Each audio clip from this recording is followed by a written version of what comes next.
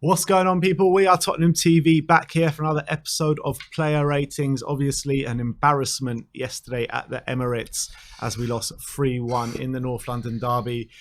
Just a warning, I think this Player Ratings might be very brutal. So let's get straight into it and let's start off with Hugo Lloris.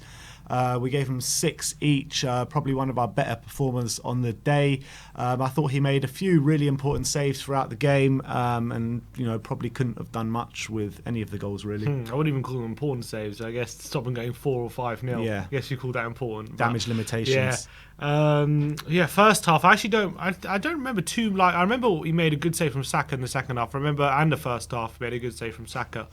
But I don't remember too many times he actually got called upon. I don't think he was called upon excessively to make save after save. But because I feel like Arsenal, either they missed the target or they just scored those three in the first half. Those 3 chances they got. So yeah, I don't think he did anything. Could have done much with the goals, to be fair. And he made some good saves. So that's all I got to say on Hugo.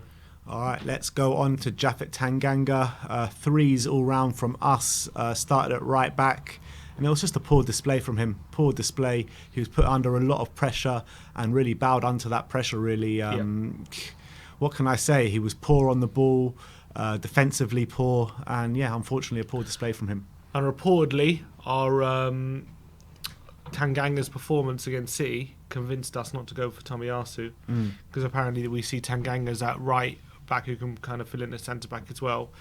And we saw the difference in quality on that massive day anyway. golfing class. Massive. Tomiyasu is so much more comfortable on the ball and looked a lot more solid than Tanganga, who was trying to be aggressive early doors, but he got caught out so many times. And whenever he had the opportunity to get on the ball, he just didn't know what to do with it. He panicked. He had no composure.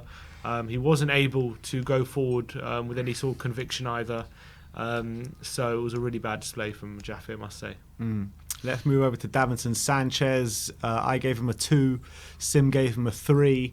And yeah, Sanchez reverting back to type in this game. I thought every time Arsenal came forward, he was backing off. For each of the Arsenal goals, you can see how unaggressive he was, not going to the ball, not going to the man.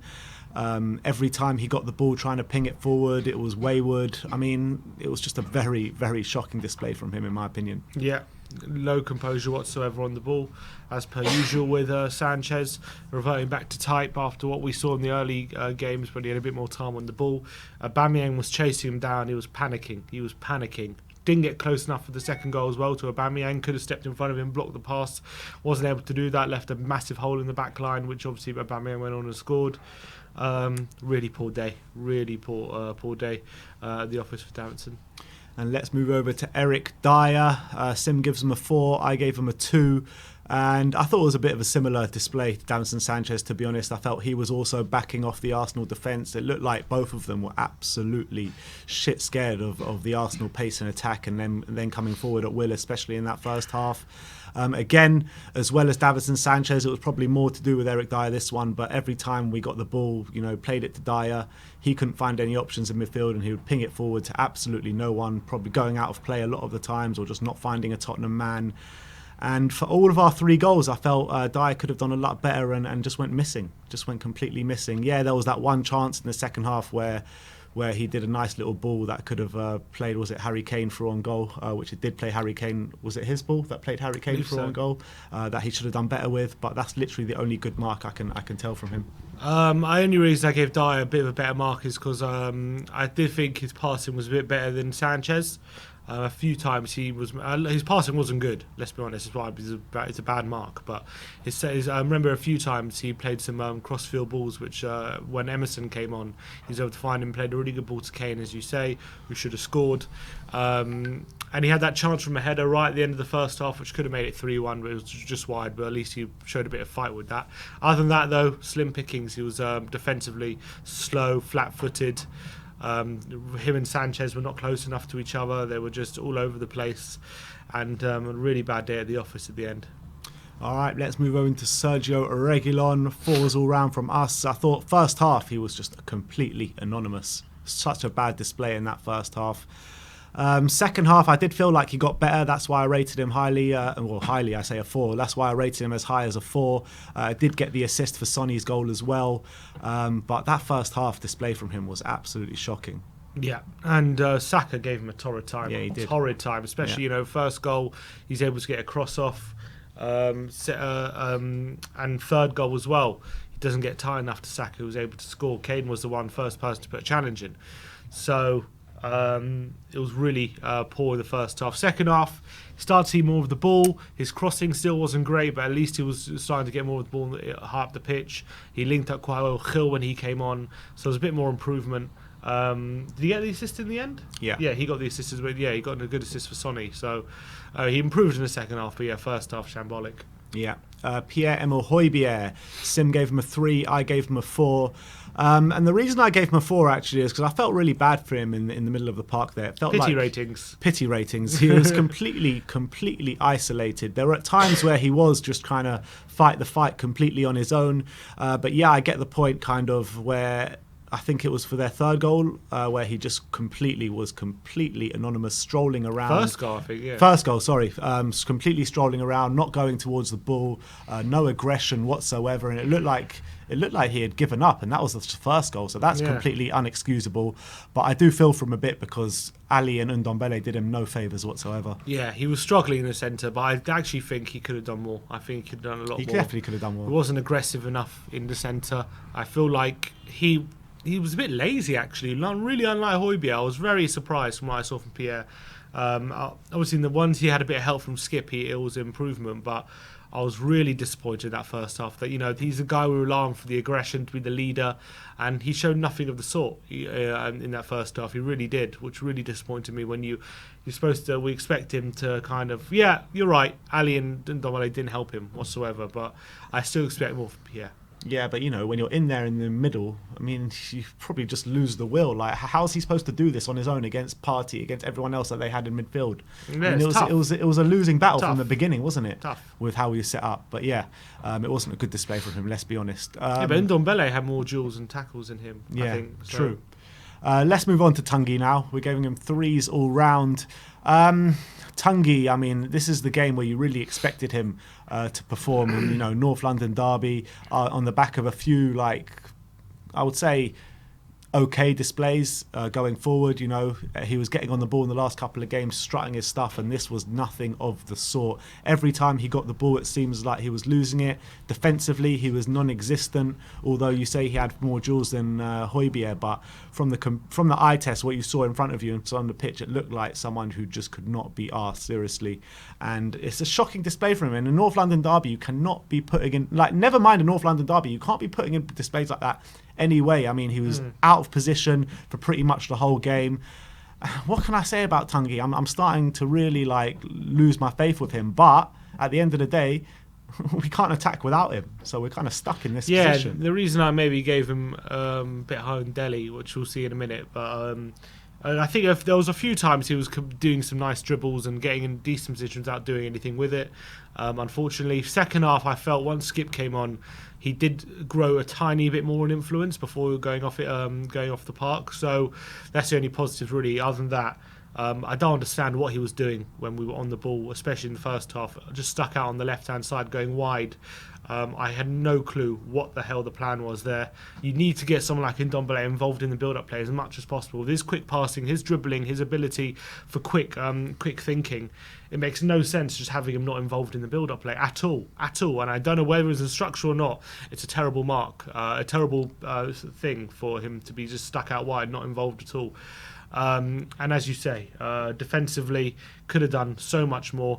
Could have helped Højbjerg and Dele in the centre for the first goal as well. He doesn't probably help out Reguilón enough against Bukayo Saka. And I feel like too much. I think too many times Arsenal were able to exploit our lack of aggression in the middle, and he was part of that.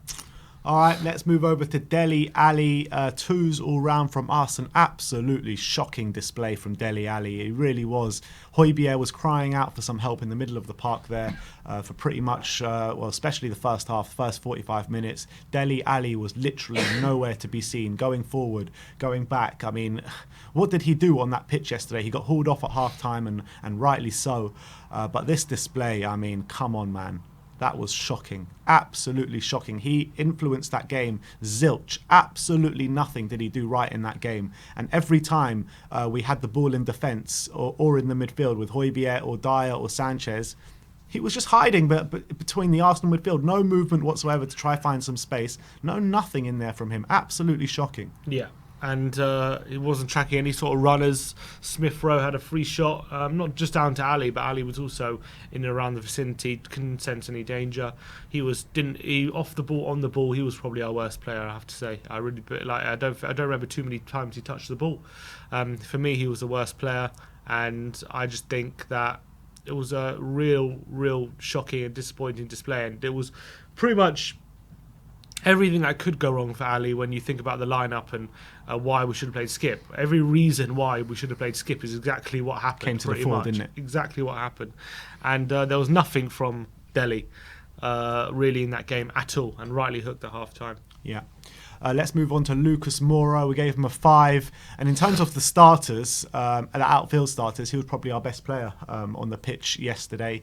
Albeit it wasn't the greatest performance. I thought second half was most definitely better than second half. But even in the first half, I thought he was trying to make stuff happen without much success.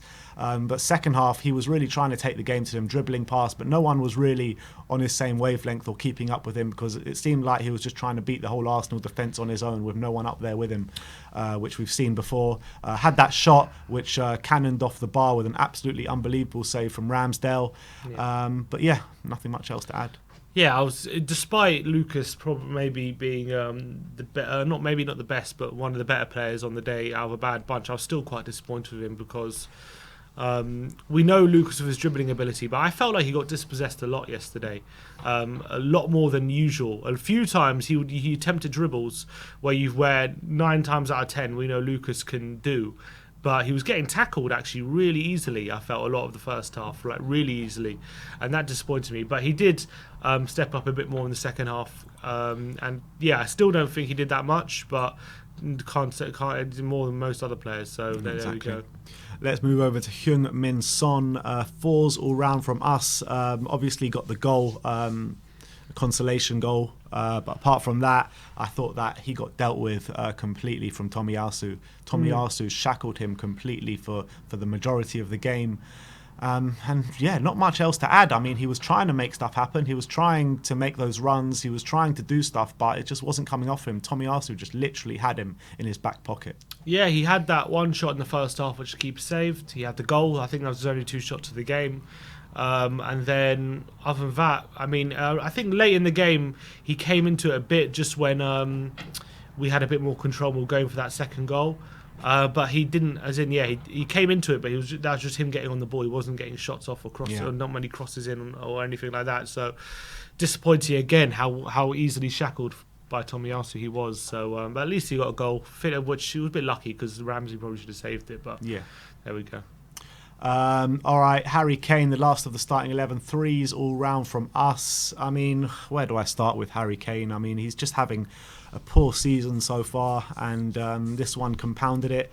I thought he didn't really offer that much going forward, albeit he did have 5 shots throughout the game, but only 1 on target. Definitely should have scored with that dink around Ramsdale. The Kane of last season is gobbling that chance up for fun. There was that moment where he lost the ball for Arsenal's, was it second or third goal? Third goal. He lost the ball in the edge of their box. They just completely run straight through us, which is obviously, that part is nothing to do with Harry Kane, and credit to Harry Kane for getting all the way back and making a challenge in the box, but that challenge puts them through on goal. So I don't know what to say about Harry Kane anymore. I just thought it was anonymous display from him once again. Yeah, you need to see more from him. The fact he had the I think lowest passing accuracy in the team. I read that Gil made more passes than Kane in the whole game. He was only on for 20 minutes or something. But having said that, despite having the second least touches, he was able to get 5 shots off and should have scored, should have had a penalty, probably should have had a penalty, forced Ramsey into a good save, which if Son maybe would have been a bit quicker on his heels, could have snapped up a quick goal. I wish they had Aaron Ramsey in goal for this one. Sorry, Ramsdale, not Ramsey. So I think, look, he still did some things, but when you're, with the expectations of Kane, to have 11 passes during the game. That's awful. That's terrible. And one aerial duel, one as well. Need to see a lot more from him. But considering how many few touches he had, the fact that he did get 9 shots off. 9? Sorry, 5 shots off. Was Kane had more shots than the rest of our team combined. Yeah. So at least he's trying. All right, let's move over to the subs bench. Ollie Skipp, who came on at half-time for Dele Alli, and it was complete night and day between the two players. Ollie Skipp, this is the reason why we wanted Ollie Skipp to start, why we were calling for Ollie Skipp to start before the game. You saw when he played against Wolves last week, the sheer passion he put in there, the way he dealt with Adama Traore as well, and that's why he had to start in this game. We needed energy in that midfield, and that literally, we had the opposite of energy in that midfield. And he came on. He put himself about. He was putting in challenges. He was the only one really that came on that pitch for Spurs the whole day that was showing aggression in the middle of the park, and he did it really well. And that's exactly the reason why we needed him to start. And I think that if he did start from the get-go, it would have been a different outcome. Yeah. I think maybe we would have lost, but it wouldn't have been as resounding. Wouldn't have been embarrassing like that. The game changed. Obviously, Arsenal were 3-0 up anyway, so it's hard to say whether they would have, maybe they took their foot off the gas. But when Skipp came on, it allowed us a lot more control. I thought he played really well actually when he came on. Was passing the ball around, making really tough challenges in the centre, which really Arsenal had to be taken aback a bit, I felt, throughout that second half, and he was a big reason why we were able to gain some element of control in the game. But it's so annoying though, because this is the kind of game, just because I know, look, Skipp came on and played really well and added that aggression, and we needed that today, but it doesn't mean that starting Skipp and Højbjerg is going to be the solution going forward. It was just, for me, it was always going to be the solution in this game, because you had to respect what Arsenal could offer and you had to match their aggression. But it doesn't mean when we play a lower side or a side where we're going to dominate. Different games need different solutions. That's why it's so annoying how we couldn't see that in this game, that Skipp had to play, because we had to respect Arsenal in this game. We didn't. I felt like going with Ndombele and Dele was like, oh, maybe we're going to give up the midfield, but we should have enough firepower to score goals. No, you have to know Arsenal are going to be up for that fight, and it was so obvious that Skipp was going to be up for it if he played, and I think he underestimated what Arsenal could offer in this game with the lineup he showed. But I'm worried now he's going to, we're going to come against Norwich or something, and he's going to go, oh, we need Skipp in there because of his fine. But no, actually, maybe against like Norwich, we do need a Dele and Ndombele in the centre to dominate and create and stuff like that. And we'll just see how it we'll see how it goes going forward. But I just think it was obvious that we needed Skipp in this game. It was so obvious. Anyway, let's get on to Emerson Royal. 6s all round. Also came on at half-time, this time for Japhet Tanganga. And he was a lot better than Jaff. He really was. And I thought that... look, at the end of the day, it wasn't a great display from Emerson. It was just a lot better than what Japhet Tanganga was, because he was poor. And I thought that he got up the pitch well. He provided an option on that right-hand side. He was getting crosses in the box, not really finding many Spurs players with those crosses, but at least he was providing an option for us. Yeah, he was decent, actually. He seemed a lot more comfortable on the ball than Japhet Tanganga did. Gave us a bit of an outlet. I didn't feel uncomfortable when giving the ball to Emerson like I did to Tanganga. And so it was positive. Look, it wasn't anything groundbreaking, but it was just more positive compared to Japhet. Yeah. And last but not least, Bryan Gil, who came on with 20 minutes to go. I gave him a 7, Sim's given him a 6, and I think that he was a breath of fresh air when he came on. He offered us something that no one else was doing on that pitch. He was getting the ball, he was beating men, he was providing energy and aggression in the park as well. A few really nice sliding challenges as well. I mean, this guy needs to play more. He really does, and he offers really positively to the team every time he plays. Yeah, and he obviously got that great tackle in to set up the goal as well. If it wasn't for that tackle to get, he tackled and passed it to Reguilón in the same movement, which is very impressive, and obviously that got us back in the game-ish. But he was really positive when he came on. I felt like he got into a few positions where he could have got a ball in and he decided to check back and stuff like that. I thought he could have done a little more, but I felt like his dribbling was a threat. His link-up play with Reguilón was really positive, and he definitely made a positive impact. All right, let's move over to the manager, Nuno Espirito Santo. 3s all round from us. Well, where do we start with Nuno? I mean, first of all, the setup was completely all wrong from the get-go. You could see from minute 1 how we were dominated. We were going to be dominated anyway. I mean, Arsenal just looked so much more up for it than us, which is inexcusable in a North London derby. Do you put that down to the players? Do you put that down to Nuno? Nuno's the one supposed to be motivating these players. So I guess Nuno's got to be marked down for that. The personnel on the pitch, as we said before, Skipp had to play. Apart from that, would I have Romero probably should have played as well, but I don't know what the situation was. Romero, it's a strange one why he didn't play. Maybe he just thought he would go back to the back four of the beginning of the season. Yeah, maybe. That's what I think. Maybe, but I think Romero had shown enough in the last 2 games. I would have played Romero, yeah. Romero had shown enough in the last 2 games to step right in for this North London derby. I genuinely believe that. When you could see, in 10 minutes into the first half, 15 minutes into the first half, 20 minutes into the first half, 30, 40, when I don't know what's going through Nuno's mind, because you go 1-0 down, 2-0 down, 3-0. At what point are you supposed to change it in the first half to swing things back in our favour? Like, you waited until the game's completely gone. Yeah. Literally. At 2-0, I think. Even before 2-0, but at 2-0, he had to make a change. I was up 20 minutes in. You have to make a change when things are going badly, right? You need to react to what happens on the pitch. He waited till half time. And the game's gone by then. Yeah, fine, he made positive changes at half-time that impacted the game. But the game was finished by then. Yeah, it was done. So ultimately, that's why Nuno gets down-rated massively. And, you just think about Romero and Skipp, the difference between them and Dele and Sanchez is Dele and Sanchez have, from defensive point of view, they're very reactive. They're reactive defenders. They wait for things to happen, and then in terms of Sanchez, he doesn't like to get in front of things. He likes for someone to try and attempt to dribble, and then he'll make the tackle. And he's quite good one-on-one defending usually, but he's not a proactive defender like Romero. Romero will get in front of you. He'll anticipate the pass. He'll be super aggressive. He won't let you lay off that pass. If you do lay off the pass, he's fouling you. He'll foul you and not let you go the other way. He'll take the yellow card. Exactly. Thou shalt not pass. That Sanchez moment for the second goal where Aubameyang gets in front of him. Romero either gets the ball or he fouls Aubameyang. One of the two is happening. Sanchez lets Aubameyang get the pass off and then run off him and score the second goal. That would have been 2 big differences in the lineup that would have completely changed how aggressive we were on the pitch and how competitive we were. 2 simple changes which he easily should have done. Tanganga, I'll give him a pass on because I think we would have started Tanganga and that just didn't work out on the day. Yeah. I thought Tanganga was the right option because I really thought he was going to be aggressive, and he was, but not in the right ways. I think it completely went against him. So I'll give him a pass on that. But I think those two, and also you've got to say the way we set up in midfield in terms of when we had the ball. I don't know whether it was his plan or not his plan. Either way, he's at fault because either they're not listening to him or he's got awful tactics. But either way, having absolutely no one coming short to show for the ball from midfield, having Ndombele out on the left and completely out of the play, having Dele Alli hiding behind players, and having Højbjerg just nowhere, not really picking up the ball. Højbjerg was there, bang in the middle, but completely on his own. Højbjerg is not the most progressive passer anyway, so. Yeah.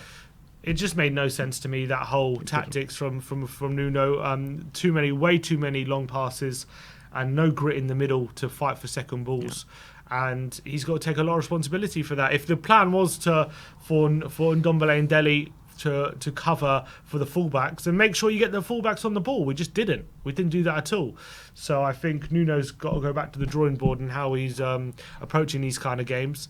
And I think he underestimated Arsenal. I must say that. I think he underestimated their quality, and I think that showed in the first half. Yeah, I mean, he did take blame for the performance kind of after the game. Yeah. Not really. Look, he said that the players didn't implement his game plan That's well. Blaming the players as well. Huh? It's also but look, but as opposed to Jose Mourinho might have even named and shamed a couple of players, I think Nuno said that he didn't pick the right players to implement his game plan, which was spot on because he should have picked Skipp and he should have picked Romero. And he should have to be honest, he should have just had a better game plan in general. But at least he's taking a bit of culpability.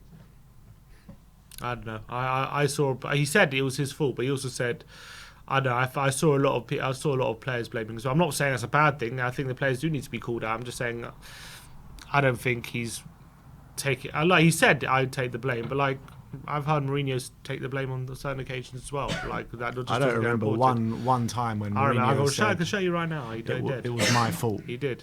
Did he? When? Yeah, he did. I can't remember. I remember a few times he blamed himself. I don't remember it. But anyway, that is our player ratings. I'm bloody happy that video is over now. But let me know your ratings in the comment section below, and let me know what you thought of our ratings as well. And keep your eye out for the 5 takeaways coming next. Like, subscribe and comment. And as always, come on you Spurs.